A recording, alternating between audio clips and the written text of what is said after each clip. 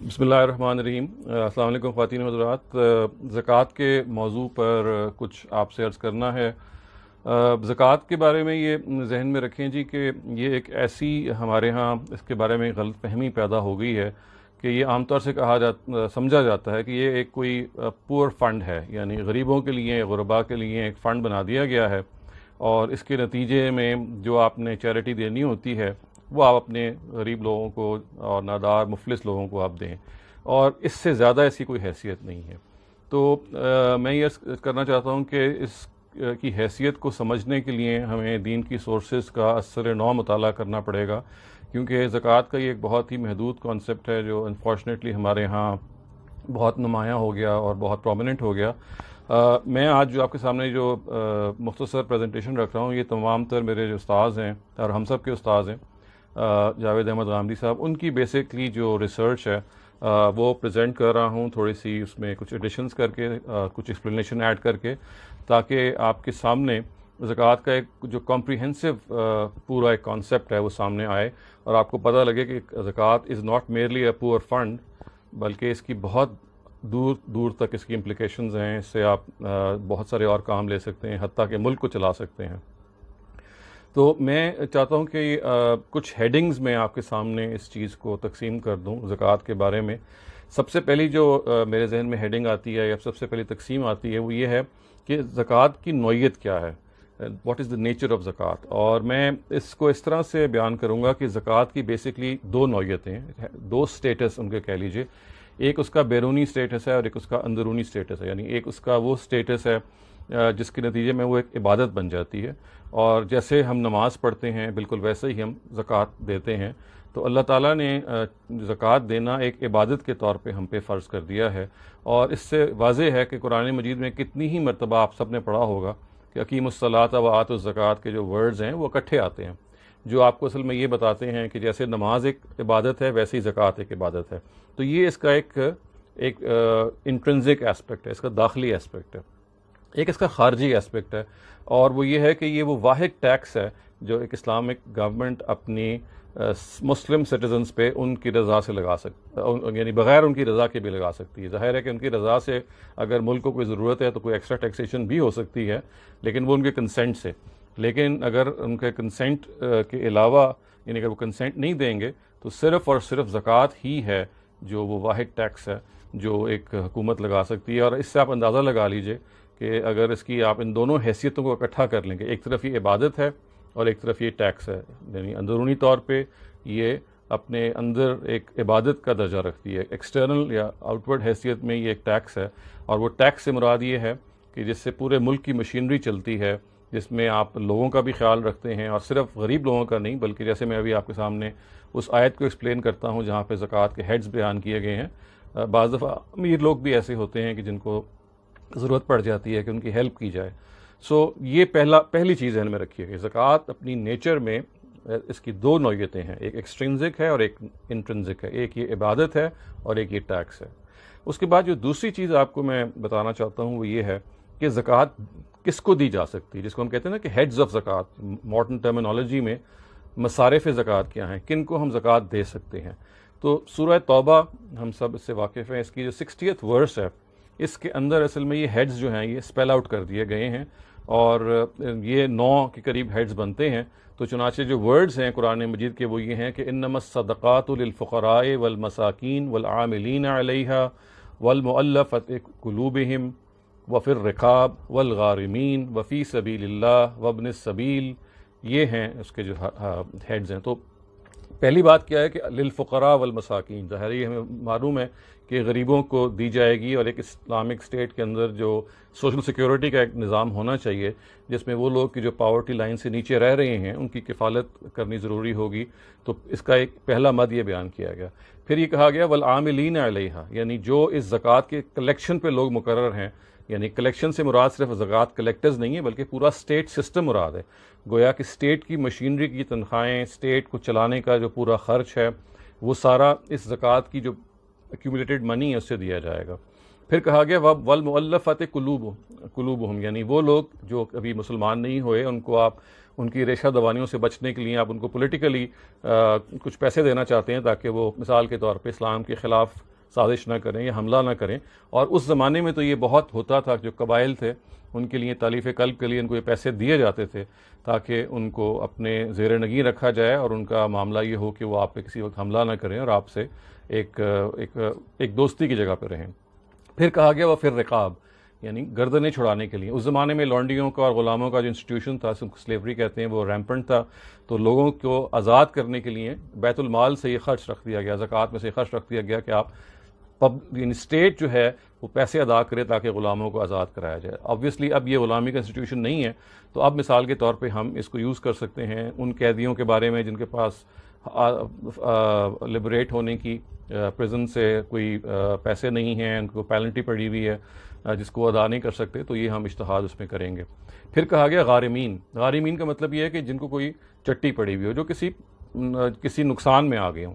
یہاں میں نے عرض کیا تھا کہ امیر سے امیر آدمی بھی بعض دفعہ ان کی فیکٹریز ہیں وہ جل جاتی ہیں یا مثال کے طور پہ نقصان ہو جاتا ہے. تو اب اس موقع پہ آپ ایسے لوگوں کو تو یہ تو نہیں کہیں گے وہ اپنی جائیدادیں بیچیں یا اپنے ایسٹس کو لیکویڈیٹ کریں, لیکن آپ ان کو پھر مدد کریں گے. تو غارمین کی مد میں آپ وہ لوگ جن کو کوئی بھی قسم کا نقصان ہوا ہے ان کی آپ مدد کریں گے. پھر ایک جو مد بیان کی گئی ہے وہ فی سبیل اللہ, یعنی اللہ تعالیٰ کے رستے میں. اور یہ ایک بہت ہی وسیع مد ہے. اس کا مطلب ہے کہ خدا اور خلق کے تمام کام اس میں آپ کر سکتے ہیں. یعنی خدا کے دین کی فروغ کے لیے مثال کے طور پہ کتابیں چھاپنا, ریسرچ کرنا, ایسے انسٹیٹیوٹس بنوانا, مسجدیں بنوانا, سب چیزیں اس میں آ جاتی ہیں. اور آخر میں کہا گیا وابن السبیل, کہ جو ٹریولر ہے, جو مسافر ہے. مسافر کے بارے میں آپ یہ جان لیجئے اس زمانے میں سفر ایک بہت بڑی مشقت ہوتی تھی, اس لیے اس کو خاص طور سے اسپیل آؤٹ کیا گیا. اور آج ہم مثال کے طور پہ کنٹریز کی جو روڈز بنائیں گے یا سرائے بنائیں گے یا ہوٹلز بنائیں گے یا ہائی ویز بنائیں گے, وہ سب اس مد کے تحت بنیں گے. تو یہ دوسرا میں آپ کے سامنے چاہ رہا تھا کہ چیز آ جائے. پہلی آپ کو میں نے بتائی تھی کہ زکوٰۃ کی نوعیت کیا ہے, جس کو آپ کہہ سکتے ہیں نیچر آف زکوٰۃ. دوسری چیز ہم نے یہ ڈسکس کی ہے کہ what exactly are the heads of زکوٰۃ, تو وہ میں نے آپ کے سامنے یہ بیان کر دیے ہیں کہ یہ زکوٰۃ کے ہیڈز ہیں. اس کے بعد تیسری ایک اور چیز ہے جس کو میں یہ کہوں گا کہ what are the rates of زکوٰۃ, کہ زکوٰۃ کے جو یہ ریٹس ہیں یہ کیا ہیں, یعنی کتنے پرسنٹ یہ دی جائے گی. تو اس کے بارے میں سب سے پہلے تو یہ جان لیں کہ زکوٰۃ کے جو ریٹس کا ماخذ ہے, اس کا جو سورس ہے وہ قرآن نہیں ہے. جیسے کہ نماز کا سورس قرآن نہیں ہے, یا حج کا سورس قرآن نہیں ہے, یا عبادات کا ان جنرل سورس قرآن نہیں ہے. حضرت ابراہیم کے زمانے سے یہ چلی آ رہی ہیں. تو ان کے جو سورس ہیں وہ سنہ ہیں, establish practice of the profit ہے, اور یہ ہمیں وہیں سے ملی ہے. چنانچہ اگر آپ قرآن مجید میں زکوٰۃ تلاش کرنے جائیں گے تو آپ کو زکوٰۃ کی شرح نہیں ملے گی, لیکن قرآن مجید زکوٰۃ کو بالکل ایسے ریفر کرتا ہے جیسے کہ وہ ایک سوسائٹی میں دی جانے والی چیز ہے. تو یہ آپ کو سنت سے یہ ریٹس ملتے ہیں. اور زکوٰۃ کے جو یہ ریٹس ہیں یہ اصل میں آپ کہہ لیجیے تقسیم ہیں 3 حصوں میں اگین. لیکن اس سے پہلے کہ میں وہ ریٹس بتاؤں, میں یہ چاہتا ہوں کہ آپ کو یہ بتا دوں کہ زکوٰۃ کی ایگزیمپشنز بھی کچھ ہیں, یعنی 3 طرح کی چیزوں پہ یہ ایگزیمپٹیڈ ہے. سب سے پہلے تو جس کو آپ نصاب کہتے ہیں نا, یعنی مثال کے طور پہ آپ 52.5 تولہ جو چاندی ہے وہ مال میں زکوٰۃ کی ہے. اور اس میں اس زمانے میں یہ 7.5 تولہ سونا بنتے تھے. تو یہ اصل میں جو زکوٰۃ کا نصاب ویلتھ پہ ہے وہ 52 تولہ چاندی اور 7.5 تولہ سونا, وہ اس زمانے میں ایک بنتے تھے. تو اب یہی اس کا ایکویولنٹ آپ بنا سکتے ہیں ویلتھ کے اندر. اچھا, اس کے بعد پھر دوسرا, یعنی یہ پہلی ایگزیمپشن ہے. دوسری ایگزیمپشن یہ ہے کہ مینز آف پروڈکشن اور ٹولز آف پروڈکشن یہ ایگزیمپٹیڈ ہوں گے. مثلا دیکھیے ٹولز آف پروڈکشن جو ہیں وہ یہ ہیں کہ اگر آپ دکان میں بیٹھے ہوئے ہیں تو دکان کے اندر جو دکان کی شو کیس ہے, اس کا فرنیچر ہے, وہ ایگزیمپٹیڈ ہوگا. اگر آپ نے فیکٹری بنائی ہوئی ہے تو فیکٹری کے اندر جو مینز آف پروڈکشن ہے جیسے مشینری ہے یا اس طرح کی اور چیزیں ہیں وہ ایگزیمپٹیڈ ہوں گی. اور تیسری ایگزیمپشن کیا ہے, وہ ہے ایوری ڈے یوز کی چیزیں. جیسے آپ روز جو آپ استعمال کرتے ہیں, آپ کے کپڑے ہیں, آپ کا فرنیچر ہے, آپ کا ایئر رنگز ہیں, آپ خواتین جو جیولری رکھتی ہیں, چاہے وہ کبھی کبھی پہنیں, چاہے وہ ہر وقت پہنیں, چاہے وہ سال میں ایک دفعہ پہنیں, وہ ان کی پرسنل استعمال کی جیولری ہے. آپ کا گھر ہے جو ذاتی استعمال کا, ایک سے زیادہ بھی ہو سکتے ہیں. آپ کی گاڑی ہے ذاتی استعمال کی, ایک سے زیادہ بھی ہو سکتی ہے. تو جو پرسنل بلانگنگز ہیں وہ زکوٰۃ سے ایگزیمپٹیڈ ہیں. تو دیکھیے یہ ہم آپ تیسری چیز بیان کر رہے ہیں کہ زکوٰۃ کے ریٹس کیا ہیں, لیکن میں ابھی ریٹس بتانے سے پہلے آپ کو یہ بتا رہا تھا کہ زکوٰۃ کی جو ریٹس کا سورس کیا ہے وہ سننا ہے. اور زکوٰۃ میں ایگزیمپشنز کیا ہیں وہ 3 ہیں. نمبر 1, نصاب سے کم, یعنی جو پرسنٹیج ایگزیمپشن کی فکس کر دی جائے اس سے کم پہ آپ پہ زکوٰۃ نہیں ہوگی. اس کے اوپر جب آپ کراس کر جائیں گے تو پھر جو ہے وہ زکوٰۃ اتنے پہ ہوگی جتنا اس پہ آپ کراس کریں گے، نیچے والا ایگزیمپٹیڈ ہوگا. پھر پرسنل بلانگنگ ساری ایگزیمپٹیڈ ہیں. پھر مینز آف پروڈکشن اور ٹولز آف پروڈکشن سارے ایگزیمپٹیڈ ہیں. چنانچہ آپ دیکھیے کہ جب زمین پہ نبی صلی اللہ علیہ وسلم کے زمانے میں عشر جیسے زمین پہ لیا گیا، اس زمین کو پھر اس کے عشر ہی کو لیا گیا، یعنی کہ پروڈیوس پر زکوٰۃ لی گئی، زمین کی ویلیو کو ایگزیمپٹ قرار دے دیا گیا. یہ زکوٰۃ کی ایگزیمپشنز ہیں. اب آپ آ جائیں ریٹس پہ. ریٹس کے بارے میں ابھی آپ کو میں یہ بتا چکا ہوں کہ ریٹس جو زکوٰۃ کے ہیں بیسکلی یہ سنہ سے ڈرائیوڈ ہیں، اور یہ 3 حصوں میں ان کو آپ تقسیم کر سکتے ہیں، یعنی ویلتھ پہ زکوٰۃ، پروڈکشن پہ زکوٰۃ اور لائف سٹاک پہ زکوٰۃ. ویلتھ پہ جو زکوٰۃ ہے وہ 2.5% ہے. اس کو آپ سیونگز پہ زکوٰۃ بھی کہہ سکتے ہیں، اور یہ سال میں ایک دفعہ دینی ہے. اس میں ایک غلط فہمی عام طور سے پیدا ہوتی ہے. لوگ کہتے ہیں جی کہ کسی مال پہ سال گزرے گا تو ہم زکوٰۃ دیں گے. یہ ہرگز اس کا مطلب نہیں ہے. عربی کے جو ورڈز ہیں وہ ہولان ہال ہیں. اس کا مطلب یہ ہے کہ سال گزر جائے، گویا کہ یہ کہا جا رہا ہے کہ سال میں آپ نے ایک دفعہ دینی ہے. یعنی آپ کوئی ایک ڈے مقرر کر لیں، یکم رمضان ہو سکتا ہے، وہ 1 جنوری ہو سکتا ہے، وہ کوئی بھی دن ہو سکتا ہے.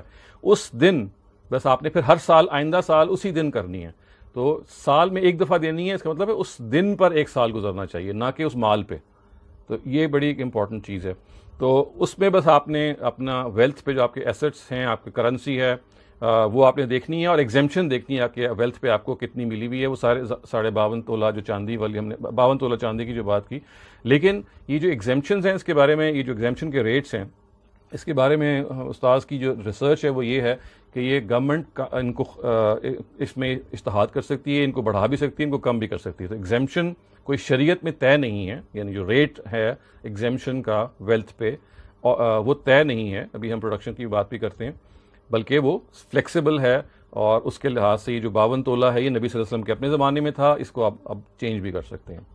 پھر زکوٰۃ کی جو دوسری قسم ہے اس کو ہم کہتے ہیں پروڈکشن پہ ٹیکس ہے. یعنی ویلتھ پہ جو ٹیکس ہے وہ سال میں ایک دفعہ دیا جائے گا، اور اس کو ہم بیسکلی سیونگز کا ٹیکس کہتے ہیں. پروڈکشن پہ جو زکوٰۃ دی جائے گی وہ انکم پہ زکوٰۃ ہے، اور وہ جب بھی انکم ہوگی پروڈکشن کی آپ دیں گے. اور پروڈکشن کی جو کلاسیکل اگزامپل ہے وہ تو ظاہر ہے کہ زمین سے جو نبی صلی اللہ علیہ وسلم کے زمانے میں چیزیں پروڈیوس ہوتی تھیں ان پہ زکوٰۃ دی جاتی تھی. اور اس کا پرنسپل جو استاذ غامدی نے دریافت کیا وہ یہ تھا کہ جس زمین پہ آپ محنت اور سرمائے دونوں کو استعمال کریں گے پروڈیوس حاصل کرنے کے لیے، یعنی آپ مثال کے طور پہ محنت بھی کر رہے ہیں اور سرمایہ بھی اس پہ لگا رہے ہیں، تو زکوٰۃ کا ریٹ ہے 5%. اور کوئی ایک ایبسنٹ ہو جائے تو 10%، اور اگر دونوں ایبسنٹ ہو جائیں تو 20%، جیسے آپ خزانہ وغیرہ آپ کو مل سکتا ہے. تو 5، 10 اور 20% زکوٰۃ کا ریٹ ہے پروڈکشن پہ. یہ تو سب علماء مانتے ہیں. اس میں جو اضافہ استاذ غامدی نے کیا وہ یہ ہے کہ انہوں نے کہا کہ پروڈکشن جو ہے وہ نبی صلی اللہ علیہ وسلم کے اپنے زمانے میں صرف ایک قسم کی تھی، اور وہ تھی ایگریکلچرل پروڈکشن. تو لوگوں نے اصل میں صرف اسی پروڈکشن کو پروڈکشن مان لیا، جبکہ اب پروڈکشن کی نئی قسمیں نکل آئی ہیں. مثلا جو ہم فیکٹریز بناتے ہیں وہ خود پروڈیوس کر رہی ہیں، وہ اپنی نیچر میں پروڈکشن ہے. تو ایک فیکٹری کو بھی آپ کو انکم ہوگی اس سے آپ پروڈکشن مانیں گے، اور اگر انہی کو پرنسپلس کو اپلائی کریں، اگر سرمایہ اور محنت دونوں لگ رہے ہیں تو 5%، کوئی ایک ایبسنٹ ہے تو 10%. اور اس میں بھی جو ایگزیمپشن ہے وہ اس کو استعمال کریں گے. مثال کے طور پہ سیلری اسی میں آ جائیں گی. سیلری میں آپ محنت کر رہے ہوتے ہیں، آپ اس کے عوض اپنا محنتانہ پا رہے ہوتے ہیں، اس میں جو گورنمنٹ آپ کو مثال کے طور پہ ایگزیمپشن دیتی ہے سیلری میں، اس کو آپ یوز کریں گے. بعض جگہوں پہ وہ بالکل ایگزیمپٹ کر دیتی ہے، جیسے ویڈوز کو ایگزیمپٹ کر دیتی ہے، بعض دفعہ بوڑھوں کو ایگزیمپٹ کر دیتی ہے. تو ایگزیمپشنز آپ ساری وہ یوز کر سکتے ہیں. اور پھر تیسری جو چیز ہے وہ لائف سٹاک ہے. لائف سٹاک کا مطلب ہے کہ وہ ریڑوڑ جو آپ نے رکھا ہوا ہے، اور اس ریوڑ کو آپ بیچتے ہیں اور اس کو پھر اس سے آپ کچھ کماتے ہیں. تو اس کا ایک پوری ایک حدیث کی کتابوں وہ چیز بیان ہوئی ہے کہ کتنی گایوں پہ، کتنی بکریوں پہ اور کتنے اونٹوں پہ اگر آپ کی ہوں گی تو آپ کیا ادا کریں گے. ظاہر اس کی تفصیل میں جانے کا یہ موقع نہیں ہے، لیکن یہ آپ کو صرف میں اشارہ کر رہا ہوں. تو یہ آپ کہہ لیجیے ان 3 نکات میں بیسکلی زکوٰۃ کا پورا کانسیپٹ جو ہے میں نے پریسائسلی کوشش کی ہے بیان کرنے کے لیے، وہ سما جاتا ہے. لیکن کچھ اس کے پریفرلز بھی ہیں، کچھ اس کی چیزیں ہیں جو الگ سے جاننی ضروری ہیں. وہ ظاہر ہے کہ آپ سوال پوچھیں گے، میں عرض کر دوں گا. میں صرف ریوائز کروا دوں کہ 3 ہیڈز کو ذہن میں رکھ لیجیے. نمبر 1 کہ زکوٰۃ کی نوعیت کیا ہے. زکوٰۃ اپنی نوعیت میں ایک عبادت بھی ہے، زکوٰۃ ایک ٹیکس بھی ہے. یعنی یہاں تک کہ وہ واحد ٹیکس ہے جو ایک اسلامک گورنمنٹ جو ہے اپنے مسلم سٹیزنز پہ لگا سکتی ہے. دوسرا یہ ہے کہ زکوٰۃ کے جو ہیڈز کیا ہیں وہ سورہ توبہ کی آیت ہے، اس کو آپ پڑھ سکتے ہیں، اور وہ ایک کمپریہنسو آیت ہے جو آپ کو بتا رہی ہے کہ پورا ملک جو ہے زکوٰۃ کی مد سے چلایا جا سکتا ہے۔ تیسرا ہم نے کیا پڑھا کہ زکوٰۃ کے ریٹس کیا ہیں، ہم نے یہ بتایا کہ زکوٰۃ کے جو ریٹس ہیں بیسکلی وہ سنت سے ڈرائیوڈ ہیں، اور وہ اس میں کچھ ایگزیمپشنز ہیں، اور اس کے بعد پھر وہ 3 حصوں میں تقسیم ہے: ویلتھ، پروڈکشن اور لائف سٹاک۔ ایک دفعہ ہوگی وہ 2.5% ہوگی۔